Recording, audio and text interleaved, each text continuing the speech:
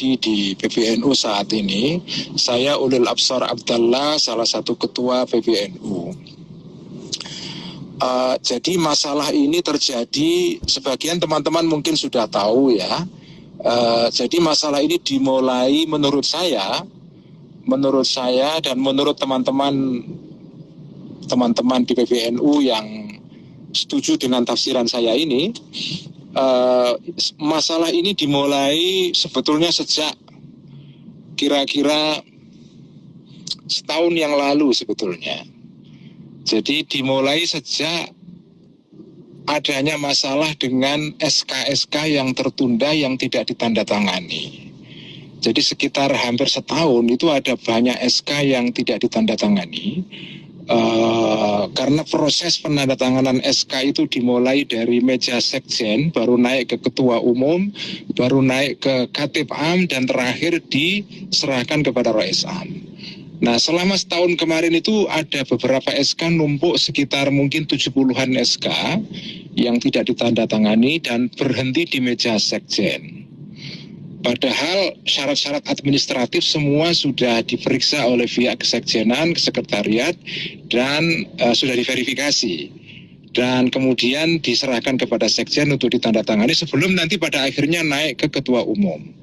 Nah, banyak SK yang tidak ditandatangani oleh sekjen.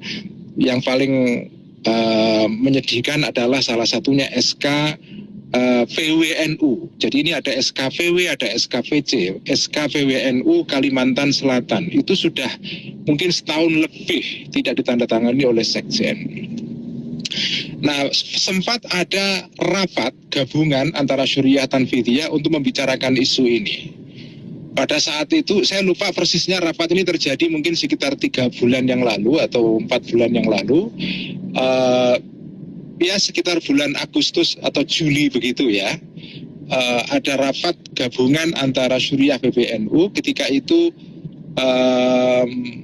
Rais Am hadir, tapi sekjen tidak hadir. Sekjen hadir lewat Zoom saja. Nah, ketika itu diputuskan untuk memberikan deadline agar SK ini diselesaikan dalam waktu 2 minggu. Nah, tapi kemudian setelah 2 minggu lewat ternyata tidak ada perkembangan. Nah, Ketum pernah menanyakan dan ya berkonsultasi dengan Rais Am mengenai soal SK ini, tapi kemudian ya tidak ada jawaban yang jelas bagaimana cara mengatasi kebuntuan masalah SK ini. Nah, terus-menerus berlangsung SK ini sampai sekarang belum selesai, sampai terjadi rapat yang menghebohkan pada tanggal 20 November kemarin, yaitu rapat Syuriah saja ini, rapat Syuriah yang berlangsung di Hotel Aston tanggal 20 November jam 5 sore. Rapat ini berlangsung sekitar 4 jam ya, dan kemudian di dalam rapat itu hasilnya atau rapat itu menghasilkan keputusan yang sebetulnya bukan keputusan yang diputuskan melalui rapat, karena setelah rapat kemudian ada rapat antara Rais Am dengan beberapa Rais Syuriah yang memutuskan untuk memecat ketua umum dalam waktu 3 hari. Nah, itu dituangkan dalam bentuk rapat atau risalah Syuriah ya. Nah, kemudian hasil rapat Syuriah ini itu kemudian diresmikan kembali, dirapatkan kembali dalam rapat pleno yang berlangsung tanggal 9-10 Desember kemarin di Hotel Sultan. Rapat pleno lengkap ini kemudian menegaskan keputusan rapat Syuriah sebelumnya. Dan pada saat yang sama rapat pleno itu diputuskan ada pejabat ketua umum yaitu Ki Zulfa. Nah, ada masalah yang serius dengan proses ini. Jadi ketika rapat Syuriah di Hotel Aston itu tanggal 20 November, itu Rais Am di dalam rapat itu mengemukakan sejumlah tuduhan-tuduhan kepada ketua umum. Pertama, tuduhan mengenai soal agen Zionisme. Yang kedua, tuduhan mengenai soal tata kelola keuangan di PBNU. Nah, 2 hal ini itu dituduhkan kepada ketua umum. Tetapi masalahnya adalah ketua umum tidak diberikan ruang untuk menjelaskan tabayun mengenai tuduhan-tuduhan yang dilemparkan oleh Rais Am itu. Kita sudah meminta, jadi kita sebetulnya sudah dengar mengenai soal tuduhan-tuduhan ini sebelumnya. Dan sebelum rapat Suriah pada tanggal 20 November itu sebetulnya Ketua Umum sudah bertemu kira-kira mungkin 5 hari sebelumnya di PBNU, bertemu dan menjelaskan mengenai soal isu-isu yang dituduhkan oleh Rais Am kepada Ketua Umum. Dijelaskan semua. Tetapi penjelasan itu, penjelasan yang personal ini antara Ketua Umum dengan Rais Am, sama sekali tidak diindahkan oleh Rais Am. Tuduhan yang sama diulang kembali di dalam rapat terbuka di rapat Suriah pada tanggal 20 November itu. Dan ketika itu sebetulnya Ketua Umum sudah mengirimkan pesan supaya di dalam rapat itu diberikan ruang kepada Ketua Umum untuk memberikan penjelasan, termasuk penjelasan oleh Wakil Bendahara yaitu Bapak Sumantri Suwarno, karena Bapak Sumantri ini yang mengerti mengenai detail-detail masalah pencatatan keuangan. Dia tahu semua hal-hal yang dituduhkan oleh Rais Am, semua ada penjelasannya. Nah, tapi ruang penjelasan dan tabayun itu tidak pernah diberikan oleh Rais Am kepada Ketum. Sampai sekarang ini belum ada penjelasan dari Rais Am. Dan tuduhan ini diulang-ulang terus-menerus. Tetapi Ketum tidak pernah diberikan penjelasan. Ini pertama ya. Jadi kita sebetulnya keberatan. Ada tuduhan kepada Ketum, tetapi Ketum tidak diberikan ruang untuk menjelaskan itu. Langsung diputuskan secara in absentia, Ketum harus dipecat itu. Ini yang pertama. Yang kedua, wewenang untuk memecat Ketua Umum menurut undang-undang di dalam organisasi kita ADART, ini tafsiran kita ya, itu tidak bisa dilakukan oleh rapat Suriah atau rapat pleno. Karena Ketum dan Rais Am itu adalah mandataris muktamar. Nah, mandataris muktamar tidak bisa dipecat di dalam rapat yang kedudukannya di bawah muktamar. Tidak bisa itu. Karena kalau ini bisa dibuka ruang untuk memecat ketua umum atau ketua misalnya, ini akan menimbulkan kekacauan di dalam organisasi. Jadi memang di dalam ADART kita, kedudukan Suriah itu adalah pemimpin tertinggi di dalam organisasi. Tetapi wewenang Suriah itu diatur di dalam undang-undang organisasi juga. Jadi wewenang Suriah itu adalah seperti dijelaskan, dikatakan kepada saya oleh Kiai Ma'ruf Amin ketika saya ketemu dengan beliau 2 hari yang lalu.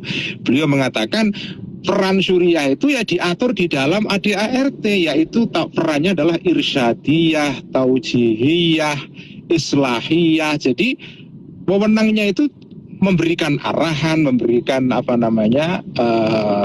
pengarahan pada dasarnya. Jadi memecat ketua umum itu tidak bisa dilakukan oleh seorang Rais Am atau lembaga seperti Suriah, itu tidak bisa, karena memecat mandataris harus melalui muktamar. Apalagi pemecatannya ini didasarkan kepada tuduhan-tuduhan yang tidak dibuktikan secara terbuka. Jadi memang di dalam ADART kita itu ada pasal untuk memberhentikan ketua umum. Tetapi itu alasannya karena ketua umum melakukan pelanggaran berat. Dan pelanggaran beratnya ini bagaimana membuktikannya? Kan tidak bisa hanya dituduhkan begitu saja, harus ada proses pembuktian. Dan pemecatannya tidak bisa melalui keputusan rapat Suriah atau apalagi tanfidiyah, harus dilakukan di dalam muktamar luar biasa. Dan muktamar luar biasa itu bisa diselenggarakan kalau ada persetujuan dari 50+1 dari seluruh PW seluruh Indonesia. Nah, jadi ini yang kita persoalkan ya. Jadi Ketum itu dituduh melakukan pelanggaran masalah keuangan. Tuduhannya Masya Allah saya mengelus dada sebetulnya, karena tuduhannya itu luar biasa. Nah, Tapi tidak pernah diberikan ruang kepada ketum untuk menjelaskannya. Ini yang kita keberatan sebetulnya ya. Apalagi pemecatannya dilakukan tidak melalui mekanisme yang benar, yaitu dipecat hanya melalui rapat syuriah. Kemudian ditetapkan dalam rapat gabungan. Rapat gabungan lengkap ya, rapat pleno ya, rapat pleno. Rapat pleno tidak bisa mempunyai wewenang untuk memecat seorang ketua umum. Jadi inilah kondisi yang terjadi di PBNU sekarang. Nah, apa jalan keluar yang diusulkan oleh Gus Yahya sebagai ketum? Ini yang poin ketiga. Jalan yang dikeluarkan adalah himbauan untuk islah. Islah di sini artinya adalah mari bareng-bareng duduk ya. Dan forum islah ini sudah mulai fasilitasi oleh beberapa kiai sepuh, mustasyar, dan sebagian mustasyar juga ada yang anggota ahwa ya. Mereka sudah pernah ketemu di Peloso dan Tebuireng, dan saat itu memang ya mustasyar tidak merekomendasikan pemecatan ketua umum dengan cara seperti ini, kembali kepada ADART. Nah, jadi kita atau ketum itu mengajukan solusinya adalah islah, duduk bareng, membicarakan mengenai soal kesalahan-kesalahan ketum ini apa, bagaimana membuktikannya, karena ketum harus diberikan ruang secara fair menjelaskan tuduhan-tuduhan yang diarahkan kepada beliau. Jadi islah ini, kita mengajukan islah, dan kemudian setelah itu bareng-bareng mempersiapkan muktamar. Nah, makanya kita ini sekarang agak sedih karena kemudian Rois Am sudah menunjuk pejabat ketua umum dan melakukan langkah-langkah setelah itu yang kemudian ini bisa memiliki potensi memecah organisasi. Belum pernah dalam sejarah NU pecah menjadi dua seperti, ya semoga ini nggak terjadi ya. Tapi ini kalau dibiarkan, kita tidak islah, ini bisa muncul dualisme PBNU dan ini berbahaya sekali. Oleh karena itu, mari kita semua mengusahakan bareng-bareng islah ini. Islah, ketemu Rois Am dengan ketua umum, kemudian melakukan pembicaraan, mungkin difasilitasi oleh para mustasyar, para anggota ahwa. Kemudian setelah itu ya menjalankan bareng-bareng kembali roda organisasi dan mempersiapkan muktamar. Itu penjelasan yang bisa saya sampaikan, semoga bermanfaat. Selamat